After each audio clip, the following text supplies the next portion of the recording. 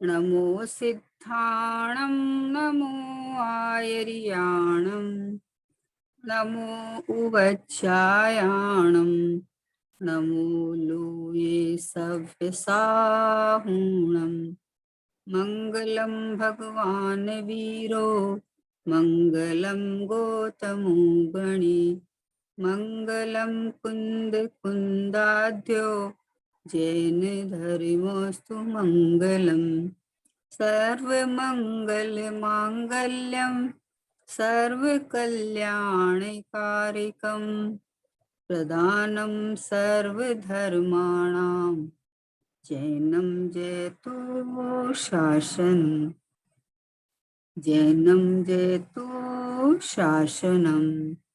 निज स्वरूप को परम रस यामें भर्यो अपार बंधु परमानंदमय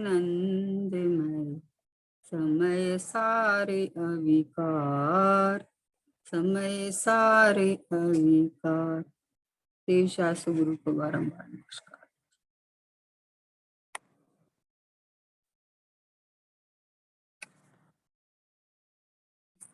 द्रव्य दृष्टि प्रकाश जिनवाणी अपने पास में है, उसका स्वाध्याय अपन कर रहे हैं।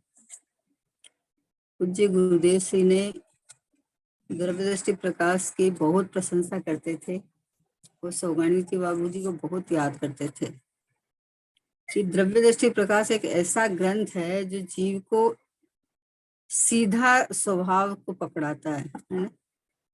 पर गुरुदेव श्री शुरुआत में तो गुरुदेव श्री ने द्रव्य दृष्टि प्रकाश सबको दी नहीं, एक एक को देख देख के दी। क्यों ऐसा किया? क्योंकि ये एक ऐसा है कि जिसके पच जावे वो तो पच जावे, नहीं पचे तो वो अपना नुकसान कर लेवे।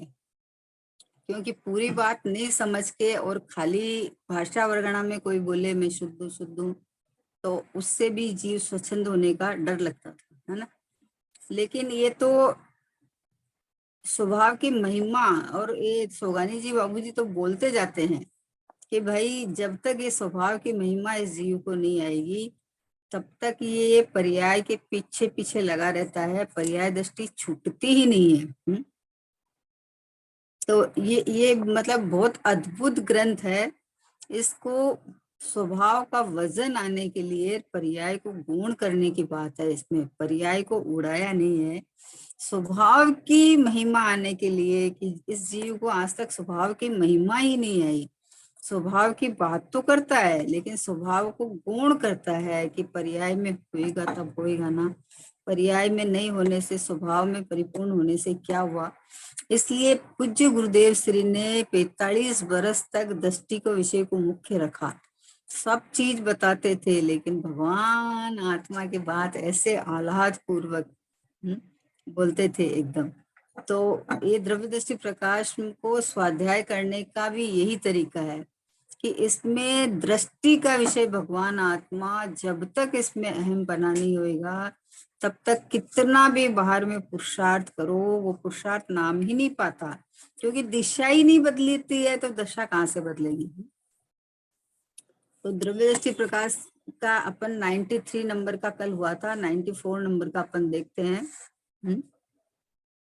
कि चौथा गुणस्थान वाला जीव द्रव्यलिंग धारण करता है फिर भी स्थिरता कम है, और पंचम गुणस्थान वाला अशुभ में विशेष हो फिर भी चौथे गुणस्थान वाले की अपेक्षा उसकी स्थिरता विशेष है, क्योंकि चौथे गुणस्थान वाले द्रव्यलिंगी को शुभ भाव में रस अधिक है, बाह्य उपयोग भी अधिक है, जबकि पांचवें गुणस्थान वाले के अशुभ भाव में अधिक होते हुए भी उसे अंतर में ढलन अधिक रहती है।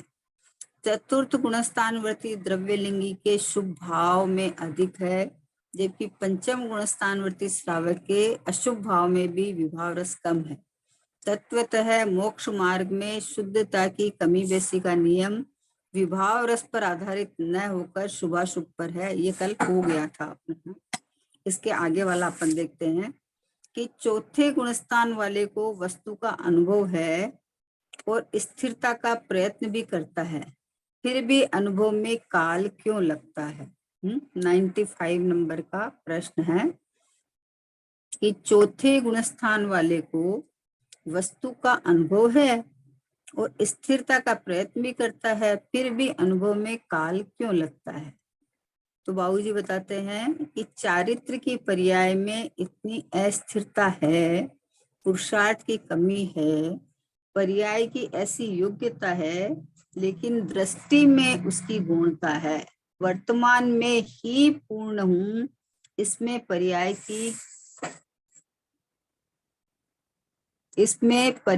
की कीमत कमती बढ़ती गुण है। क्या कहा दे कि चारित्र की पर्याय में इतनी अस्थिरता है, पुरुषार्थ की कमी है। क्या पुरुषार्थ की कमी है? कि पुरुषार्थ की कमी मतलब कि चारित्र में अस्थिरता है, स्थिरता नहीं है। ये चारित्र गुण के पुरुषार्थ की कमी है। क्यों? क्यों कि अभी इतनी तैयारी नहीं है। जैसे किसी के बुखार हो गई, मान लो बुखार हो गई है, तो अभी उसके बुखार तो ठीक हो गई है, लेकिन ये बुखार की कमजोरी तो है। अभी बुखार तो ठीक हो गई, लेकिन कमजोरी है कि उसको डॉक्टर क्या बोलता है कि तुम दवाई ले, है ठीक तो हो जाओगे, लेकिन इतना समय तुम्हें लगेगा, इतना समय तक तुम परहेज रखना, इतना समय तक तुम बाहर हवा में नहीं जाना है, और मतलब ऐसा कोई भारी चीज नहीं खाना है। क्यों बोलता है कि अभी कमजोरी है, बुखार निकल गई, लेकिन कमजोरी तो है। वैसे ही दृष्टि में तो भगवान आत्मा आ गया, दृष्टि में तो परमात्मा अपने को मानता है, लेकिन अस्थिरता है, स्थिरता अभी नहीं है। तो बोला चारित्र के पर्याय में इतनी अस्थिरता है और पुरुषार्थ की कमी है। पुरुषार्थ की कमी है मतलब अभी इस जाति का पुरुषार्थ नहीं चल रहा है कि स्थिरता हो जाए।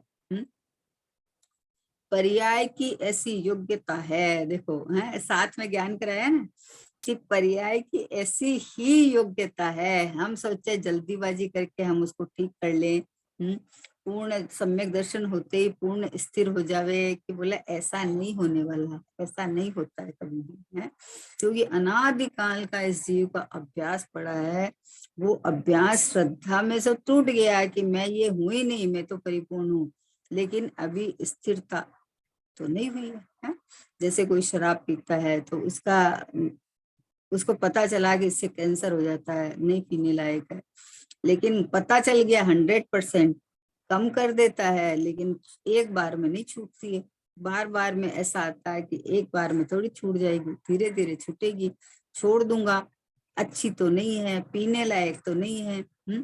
वैसे ही चारित्र गुण की पर्याय में अस्थिरता है और कमजोरी है, पुरुषार्थ की कमी है, लेकिन दृष्टि में उसकी गुणता है। क्या कहा अभी गुण मुख्य कहाँ करना है ये समझने जैसी है। ये सोचता होते ही सम्यक दर्शन हो गया तो आप मुनि क्यों नहीं बन जाते हो, आप लोग दीक्षा क्यों नहीं ले लेते हो? भाई दीक्षा लेने के अंदर से तैयारी तो होनी चाहिए ना। डॉक्टर साहब इतना बढ़िया दृष्टांत देते हैं कि भाई मंच में कोई प्रोग्राम कर रहा है, नाटक चल रहा है, और उसके अंदर में मतलब मान लो अंदर से अंदर के पात्र जो है, पार्टिसिपेट वाले पात्र है, ये पूरे रेडी नहीं हुए और पर्दा खोल दे तो क्या होगा? किसी की आधी मूछ लगी हुई है, किसी की आधी दाढ़ी लगी हुई है, किसी की क्या लगी हुई है, तो बोले अस्त व्यस्त है बोले मंच, तो फिर क्या होगा बोले? पब्लिक पत्थर मारेगी बोले, और क्या होगा? है तो वैसे ही बोले आप दीक्षा क्यों नहीं लेते हो भैया? दीक्षा अनंत बार लिए ऐसी दीक्षाएं तो है। मुनिव्रत धार अनंत बार ग्रीविक उपजायो, पे निज आत्म ज्ञान विना सुख लेश न पायो। तो ये दीक्षाएं ली नहीं जाती है, आती है जब अंदर में स्थिरता बढ़ती जाती है और एक स्वभाव में ही रमने का हो जाता है, तब ये बाहर में अपने आप वस्त्र भी छूटते हैं, घर गृहस्थी भी छूटती है, सब छूट जाती है। वो जैसे जैसे स्थिरता बढ़ती जाती है वैसे वैसे सब काम होता जाता है। तो बोले चारित्र गुण की पर्याय में वर्तमान में स्थिरता नहीं है, अस्थिरता है। लेकिन उसको गौण करता है, उसको गौण करना ही चाहिए, उसको उसको मुख्य नहीं करना चाहिए। उसका ज्ञान बढ़ते और पुरुषार्थ बढ़ता जावे, पुरुषार्थ स्वभाव की महिमा का, स्वभाव में स्थिरता का बढ़ता जावे। लेकिन पर्याय को गौण करे, पर्याय में राग है, पर्याय में अस्थिरता है, ये तो ज्ञान कराने के लिए कहा है। लेकिन स्वभाव सो में परिपूर्ण ज्ञायक परमात्मा में है ना, जो वस्तु मेरे में है ही नहीं, एक समय की पर्याय में, वो भी चारित्र गुण की पर्याय में राग है, तो उसी समय संपूर्ण भगवान आत्मा, ऐसा कैसा शुद्ध है, संपूर्ण भगवान आत्मा है। अरे पर्याय तो एक समय की है, चारित्र गुण में थोड़ी विकार है, चारित्र गुण भी शुद्ध है, अनंत गुण तो शुद्ध ही है। एक समय की पर्याय में अभी श्रद्धा तो पक्की हो गई कि मैं तो यह की हूँ, मैं तो पूर्ण नहीं हूँ, मैं तो प्रभु ही हूँ। लेकिन एक समय की चारित्र गुण की पर्याय में अस्थिरता है, बोला उसकी गौणता है। वर्तमान में ही पूर्ण हूँ, इसमें पर्याय की कीमत बढ़ती गौण है। क्या कहा, पर्याय की कीमत वो नहीं रहती है और उसको गौण कर देते हैं, पर्याय को गौण करते हैं और स्वभाव को मुख्य करते हैं। स्वभाव को मुख्य किए बिना तुम्हारा कभी काम होने वाला नहीं है। इसलिए चौथे गुणस्थान वाले का बोला कि अनुभव तो है लेकिन स्थिरता का प्रयत्न भी करता है, लेकिन अनुभव में काल इसीलिए कम लगता है और पुरुषार्थ बढ़ जाता है। पुरुषार्थ बढ़ जाता है तो जल्दी भी हो जाता है। ऐसा नहीं है 6 महीना तो ज्यादा से ज्यादा कहा है, 6 महीना तो 6 महीना थोड़ी लगता है। एक बार जिसको सम्यक हो गया उसको 6 महीना थोड़ी लगता है, रोज भी अनुभव होता है।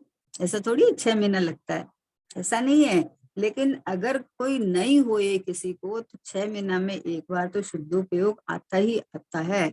तो बोले कि पंचम की अपेक्षा चौथे को क्यों लगता है कि पंचम गुण स्थान वाला है, वो तो उसके स्थिरता बढ़ गई है, उसके 2 चौकड़ी कसाय का अभाव हुआ है, उसके स्थिरता बढ़ गई है, इसलिए उसकी जल्दी और उसको समय लगता है। लेकिन अनुभव होते ही चारित्र में स्थिरता आ जाए ऐसा है नहीं, ऐसा नहीं है। अपने को सब चीज का पता है, सब चीज का पता है कि भैया जिसने पहले शुरू शुरू में कोई चीज का अभ्यास किया हो तो उसका अभ्यास, अब उसको पता तो चल गया है कि मुझे यही करना है, ये इसी से ही सब कुछ होएगा, सब पता चल गया। लेकिन आदत तो धीरे धीरे पड़ती है। अभी देखो सुबह के समय देख लो कि सुबह के समय मान लो स्वाध्याय चल रहा है और किसी को आदत नहीं हो जल्दी उठने की, नहीं हो ना किसी को जल्दी उठने की, तो अब बोले मुझे तो स्वाध्याय में तो बैठना है, उठना है मुझे तो उठता है। अभी 1-2 दिन उठता है, तीसरे दिन वापस थोड़ा नींद आ जाती है, बोले नींद आ गई क्या करें हैं, और नींद भी आ जाती है या फिर प्रमाद रहता है, लेटे रहते हैं, बैठे रहते हैं, जो भी है ना। तो अभी अंदर में तो श्रद्धान हो गया है कि भाई मुझे तो मतलब स्वाध्याय सुनना ही है या पढ़ना ही है या ये करना है। लेकिन जो आदत, जैसे किसी को 8 बजे उठने की आदत है, उसको 5 बजे उठने बोले हो तो उसको अंदर से तो हो गई कि उठेंगे ही, सुनेंगे ही, लेकिन नहीं उठा जाता है। तो ये मतलब प्रमाद, प्रमाद मतलब प्रमाद क्या कहेंगे, चारित्र गुण की अस्थिरता ली है कि चारित्र गुण की अस्थिरता के कारण में टाइम लगता है। अनुभव में टाइम मतलब शुद्धोपयोग आने में टाइम लग सकता है, लेकिन श्रद्धा का बल इतना रहता है कि मैं तो परिपूर्ण ही हूँ, बोला वर्तमान में ही पूर्ण हूँ। इसमें पर्याय की कमती बढ़ती गुण है कि पर्याय में कभी जल्दी, कभी लेट, कभी तुरंत हो जाता है ना।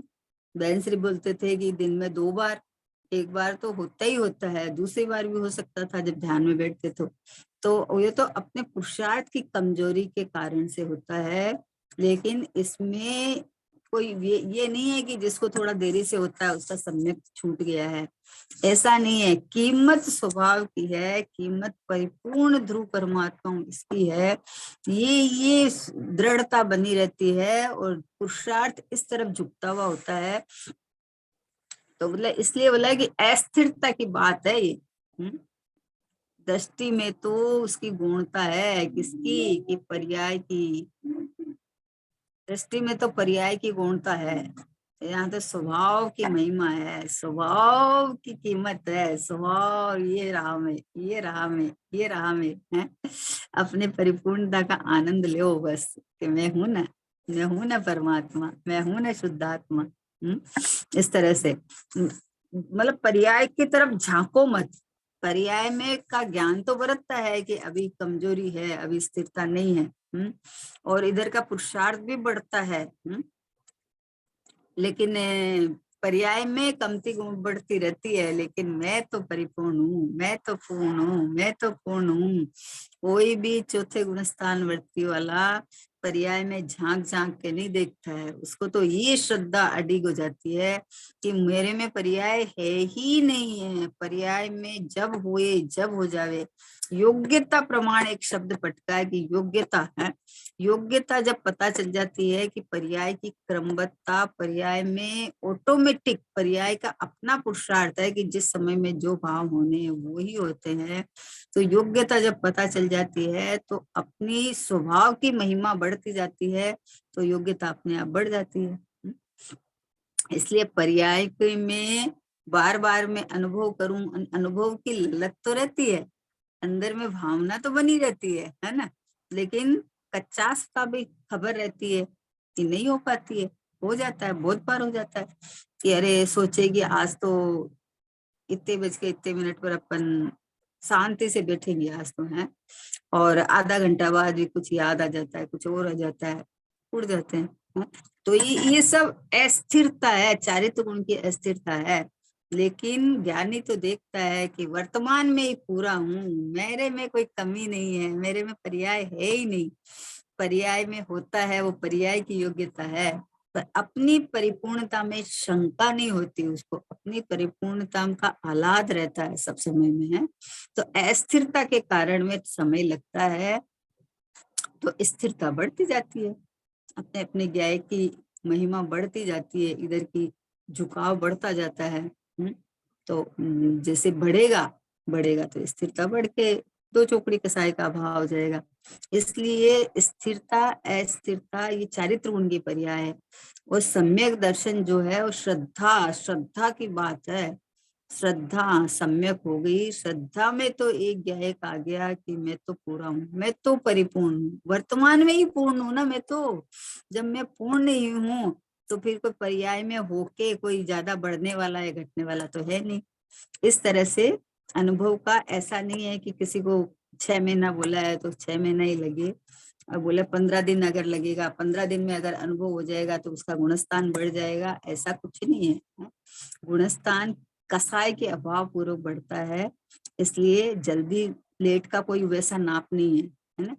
इसलिए बोलते हैं चारित्र गुण की अस्थिरता के कारण ऐसा होता है। लेकिन मैं तो वर्तमान में ही पूर्ण हूँ, ये श्रद्धा का बल नहीं घटता, और इस श्रद्धा के बल से ही चारित्र गुण के पर्याय में स्थिरता बढ़ती जाती है। इसके बाद का बोल है कि अज्ञानी पर्याय में ही अपनापन, संतोष, अधिकता आदि रखते हैं। पर्याय में उल्लास तो है ना, पर्याय में विशेषता तो है ना, पर्याय ने द्रव्य का महात्म्य तो किया ना, पर्याय में अंतर में तो ढलती है ना, पर्याय अंतर में तो ढलती है ना। ऐसे ऐसे किसी न किसी प्रकार से पर्याय में ही वजन रखते हैं। लेकिन पर्याय से हटकर मैं तो त्रिकाली दल जैसा का तैसा हूँ, परिणाम मात्र मेरे में नहीं। हाँ, ऐसे ध्रुवपने में अधिकता नहीं थापते, कारण कि वेदन में तो पर्याय आती है और द्रव्य तो अप्रगट है, अप्रगट को तो नहीं देखते और पर्याय में ही अपनापन रखते हैं। लेकिन यहाँ तो कोई भी पर्याय हो, सुख अनंत हो या ज्ञान अनंत हो या वीर अनंत हो, तो भी मुझे कुछ परवाह नहीं, मैं तो स्वभाव से ही सुख स्वरूप ही हूँ। ऐसे ध्रुव स्वभाव में ही अधिक पने का वेदन करने का है, और शुद्धोपयोग को भी गौण करना है, गौण पने वेदन करना है।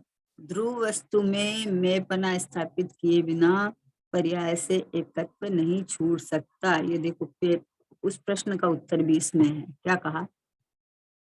अज्ञानी पर्याय में ही अपनापन, संतोष, अधिकता आदि रखते हैं। अज्ञानी को उपदेश पद्धति है उसको ही पकड़ लेते हैं। कि कहा है ना कि मुनिव्रत धार अनंत बार ग्रेवक उपजायो है। तो बोले पर्याय में जब तक प्रकट नहीं हुए, बाहर में सब कुछ किया, पर्याय में प्रकट नहीं हुए, तब तक तो त्रिकाली ध्रुव होने से क्या हो गया, आत्मा शुद्ध होने से क्या हो गया।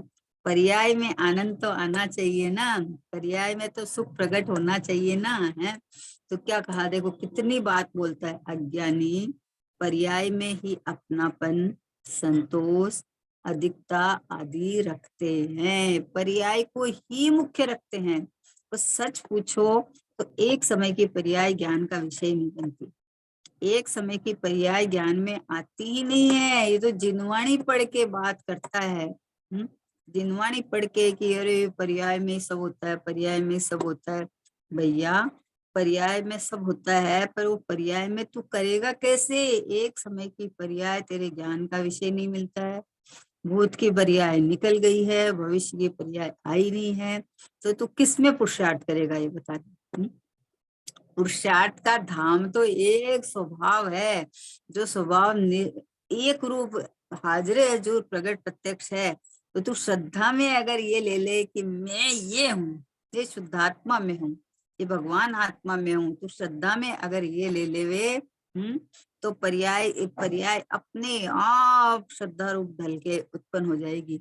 लेकिन अज्ञानी करता है कि पर्याय में अपनापन करके संतोष करता है, अधिकता आदि रखते हैं। पर्याय में उल्लास तो है ना। कोई दिन स्वाध्याय करे, उसका भाव अच्छा समझ में आ जाता है ना। तो मतलब पर्याय में उल्लास तो है ना, पर्याय में विशेषता तो है ना, पर्याय में प्रकट होए तभी होता है ना, पर्याय ने द्रव्य का महात्म्य तो किया है ना। वो बोले ना कि पर्याय को गौण करो, लेकिन पर्याय में तो होता है ना, पर्याय ही तो मोक्ष मार्ग और मोक्ष है ना। तो सीधा पर्याय को पकड़ता है, क्योंकि उसको पर्याय में अपनापन कर रखा है उसने, पर्याय में ही अपनापन कर रखा है। स्वभाव को इतना गौण कर देता है, इतना गौण कर देता है कि स्वभाव के ऊपर बैठ के पर्याय की बात करता है कि अरे स्वभाव तो स्वभाव होने से क्या होता है, वो तो सबके ही है, वो तो अबाल गोपाल सबके पास ही है, लेकिन महात्म्य तो जिसने प्रकट किया उसका है। वो तो इसलिए कहा है कि प्रकट किसने किया है कि जिसको अपने स्वभाव की महिमा आ गई, जिसने अपने को स्वभाव रूप वेदन कर रहा है, जो अपने को ज्ञायक परमात्मा मान रहा है। इसलिए कहा है कि देखो पर्याय में जिसको अनुभव हुआ ना उसकी कीमत है। लेकिन भैया अनुभव का क्या मतलब है कि मैं ज्ञायक हूँ, मैं प्रभु हूँ, मैं भगवान हूँ, मैं चेतन हूँ, मैं परिपूर्ण हूँ, ये अनुभव है? मैं पर्याय में अनुभव करूं तब मेरा कुछ बढ़े, तो ऐसा करेगा तो उसकी पर्याय का लक्ष्य, पर्याय की दृष्टि छूटती नहीं है। अरे जो कुछ झलकता ज्ञान में वह ज्ञेय नहीं बस ज्ञान है। तो पर्याय उपदेश पद्धति में पर्याय पर्याय को पकड़ता है। यहाँ तो ये बात बोलते हैं कि द्रव्य और पर्याय, पर्याय कोई इधर पड़ी है, द्रव्य कोई इधर पड़ा, ऐसा तो है नहीं। चेतन के बिना पर्याय होती नहीं है। तो चेतन की हाजरे हजूरता, विद्यमानता, एक रूपता, अखंडता, शाश्वतता, ये तो सब समय हाजरे हजूर विद्यमान है ना, है। तो ये मैं हूँ, ये एक रूप ध्रुव स्थिर परमात्मा मैं हूँ।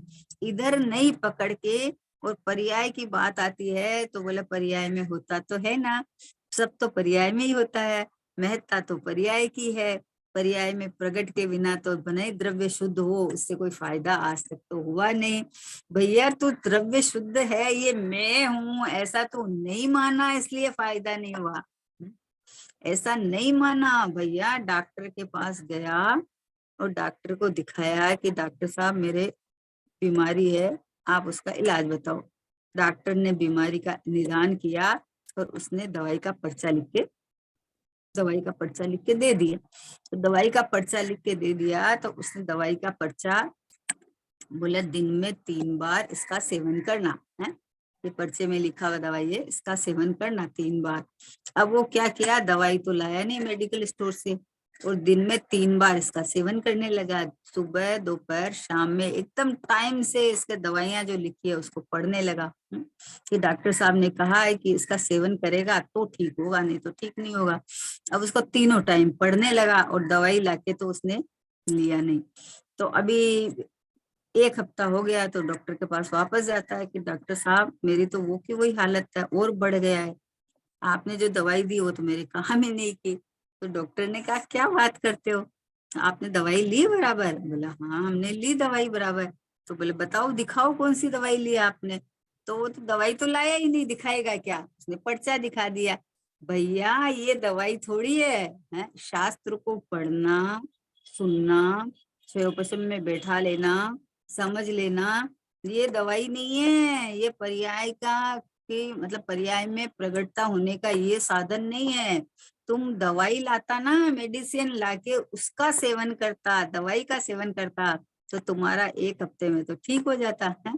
वैसे ही ये पर्याय में अपनापन करके बैठ जाता है, जैसे वो पर्चा पढ़ता है वैसे पर्याय को देख के, पर्याय तो दिखती नहीं है ना, ये जो कार्य इसको दिखता है, अरे मैंने आजकल बाहर का सब छोड़ दिया, खाना पीना बाहर का सब छोड़ दिया, और बस हम तो स्वाध्याय करते हैं, तत्व चिंतन करते हैं, और बस यही चर्चा वार्ता भी करते हैं तो शुद्धात्मा की करते हैं, शुद्धात्मा की करते हैं।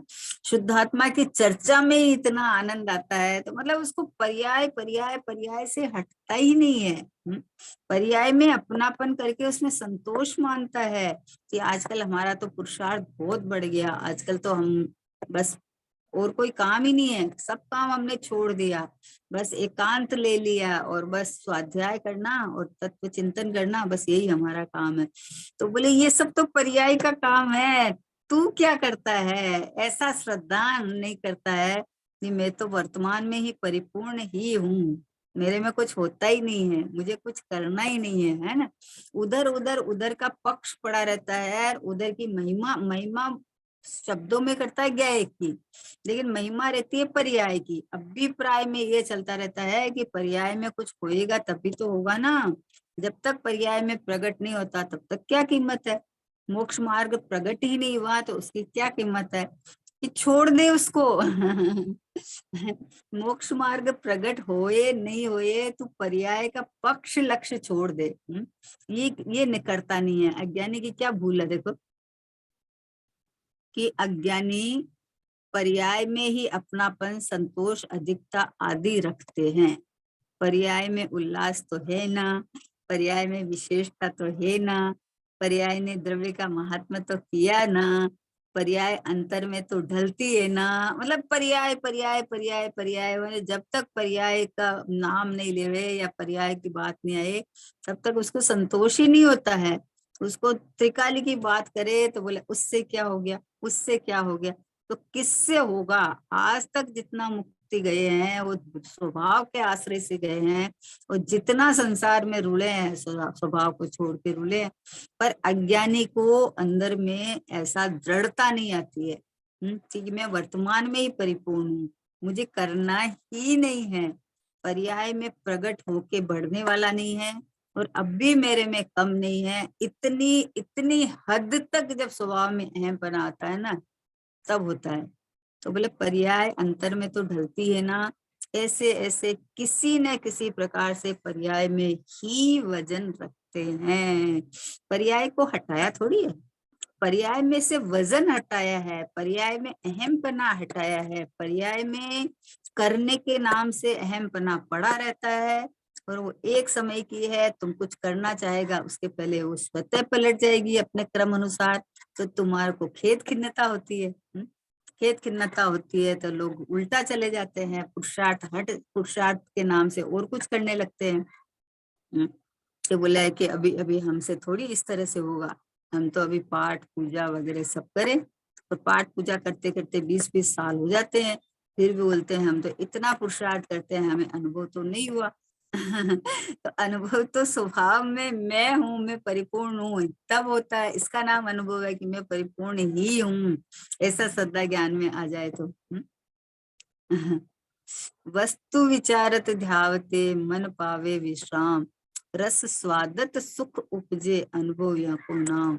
वस्तु विचारत ध्याते मन पावे, वस्तु क्या विचार से भी मन रुक जावे कि कितना विचार करेगा। अब एक बार इतनी छोटी सी बात समझने जैसी है कि उत्पाद देखो, वस्तुओं के बाहर, प्रमाण के बाहर तो जाना नहीं। भाई श्री बोलते थे कि प्रमाण के बाहर तो जाना नहीं और प्रमाण में अटकना नहीं। तो प्रमाण के बाहर जाना नहीं मतलब ये अपना ये द्रव्य गुण पर्याय है, उतनी वस्तु है, उसके बाहर तो है ही नहीं। और उसमें लेकिन अटकना नहीं कि ये वस्तु द्रव्य गुण पर्याय सहित है तो द्रव्य तो अपरिणामी है, उसमें तो कुछ होना नहीं है, सारा कार्य तो पर्याय में होना है। तो पर्याय में होना है, पर्याय में करना है, उधर खींच जाता है। जबकि मुझे कुछ करना ही नहीं है, मैं स्वयं परिपूर्ण हूँ, मैं स्वयं ही तो शुद्धात्मा हूँ ना, मैं स्वयं ही तो परमात्मा हूँ ना, ऐसा वजन नहीं आता है। बोला वजन आने लायक इतना ही है। छोड़ दे चिंता पर्याय की, छोड़ दे पर्याय की तरफ देखना। एक स्वभाव की इतनी महिमा, इतनी महिमा, इतनी महिमा कि और कुछ दिखे ही नहीं। दृष्टांत आते ना कि किसी के माथे में कीड़ा पड़ गया तो उसे वो दिखता है। किसी को मान लो कैंसर हो गया, तो कैंसर हो गया तो उसी का मतलब वही दिखता है, उसी के इलाज के लिए सारा प्रयत्न करता है। और एक रिक्शे वाला का दृष्टांत देते हैं डॉक्टर साहब कि गरीब मतलब अमीर रिक्शे वाला, तो लेकिन उसको पता नहीं तो बेचारा लेता है। और जब पता चल गया है कि अरे मैं तो धनवान हूँ, मैं तो सेठ हूँ, तो उसी समय उसकी दृष्टि बदल गई। एक बच्चे का दृष्टांत देते हैं कि बच्चा माँ से बिछुड़ गया, तो अभी उस बच्चे को माँ को खोजने के लिए सब पूछते हैं तुम्हारी माँ का नाम क्या है, तो बोले मेरी माँ। तुम्हारी माँ का कलर क्या है, कि मेरी माँ। मतलब उसको माँ ही चाहिए, माँ ही चाहिए। माँ माँ मतलब उसके मेन है। ये कलर वलर बात की बात है। तो वैसे ही बस मैं गायक ही हूँ, मैं तो परमात्मा ही हूँ, मैं तो परिपूर्ण ही हूँ, ऐसा ऐसा ऐसा अपनापन। बोले ऐसा स्थिर नहीं रहता है। अरे स्थिर को स्थिर नहीं करना है, ये मैं हूँ ऐसा श्रद्धान करना है। लेकिन पर्याय से हटकर मैं तो त्रिकाली दल जैसा का तैसा हूँ, परिणाम मात्र मेरे में नहीं है, ऐसे ध्रुवपने में अधिकता नहीं थाकते। कारण की वेदन में तो पर्याय आती है, फिर वहां आ गए। और द्रव्य तो अप्रगट है। द्रव्य अप्रगट है मतलब तू देखता नहीं है इसलिए अप्रगट है, क्योंकि द्रव्य के बिना पर्याय आई कहाँ से। द्रव्य हो तो पर्याय आएगी ना। चीनी हो तो मिठास आएगा, नींबू हो तो खट्टास आएगा, सूर्य हो तो प्रकाश होएगा। तो मैं हूं तो पर्याय आती है ना। तो मैं ये गायक परमात्मा हूँ ऐसा देख, तो पर्याय में अपने आप कार्य अपने स्वकाल में हो जाएगा। तो इसलिए बोले द्रव्य तो अप्रगट है, अप्रगट को तो नहीं देखते, पर्याय में ही अपनापन रखते हैं। लेकिन यहाँ तो कोई भी पर्याय हो, यहाँ तो बाबूजी को ये मेन बताना है, कोई भी पर्याय हो, सुख अनंत हो या ज्ञान अनंत हो, देखो किस हद तक कि चाहे अनंत सुख प्रकट हो जाए, चाहे अनंत ज्ञान प्रकट हो जाए, चाहे अनंत वीर्य प्रकट हो जाए, मुझे कोई परवाह नहीं। अभी नहीं है तो और प्रकट हो जाए तो मैं तो स्वभाव से सुख स्वरूपी हूँ। ये यहाँ आना चाहिए बस कि मुझे नहीं चाहिए अनंत चतुष्टय, मैं स्वभाव चतुष्टयवान हूँ, मैं परिपूर्ण ही हूँ, मैं वर्तमान में ही आनंद कंद रस कंद परमात्मा हूँ। हा। अपने स्वभाव का हिलोरा आना चाहिए, स्वभाव की महिमा आना चाहिए। प्रकट करने में करने के जाएगा तो वो तो अपने काल अनुसार होएगी। लेकिन तुम्हें अमरता दिखती रहती है, तुम्हें दुख होता है, तुम्हें उलझन होती है कि अरे क्या करे, होता ही नहीं है। अरे होने योग्य होएगा ना, आगे पीछे कैसे करेगा। तो बोले मैं तो स्वभाव से ही सुख स्वरूपी हूँ, ऐसे ध्रुव स्वभाव में ही अधिक पने का वेदन करने का है। देखो क्या कहा, पर्याय में जो खींचती वो नहीं रखे, मैं तो स्वभाव से ही सुख स्वरूपी हूँ, ऐसे ध्रुव स्वभाव में ही अधिक पने का वेदन करने का है। मैं तो यही हूँ। और शुद्ध पर्याय को भी गुण करना है, गौण पने वेदन करना है। वस्तु ध्रुव वस्तु में मैं पना स्थान